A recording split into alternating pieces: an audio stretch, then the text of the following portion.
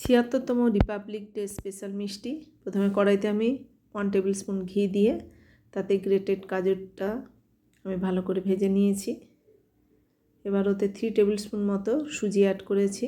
যেভাবে সুজি করে সেইভাবে গাজরের সঙ্গে মিশিয়ে পরিমাণ মতো জল আর চিনি দিয়ে গেরুয়া রঙের একটা লেয়ার বানিয়ে রাখলাম।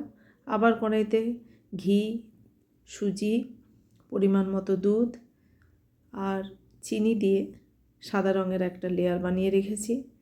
সেদ্ধ মটরশুঁটি সেটাকে ভালো করে মেখে নিয়েছি। এবার কড়াইতে পরিমাণ মতো ওই 1 টেবিল স্পুন মতোই ঘি নিয়ে ওটা একটু ভালো করে ভেজে নেব। ভাজার পর ওতেও 3 টেবিল স্পুন পরিমাণ আমি সুজি অ্যাড করেছি।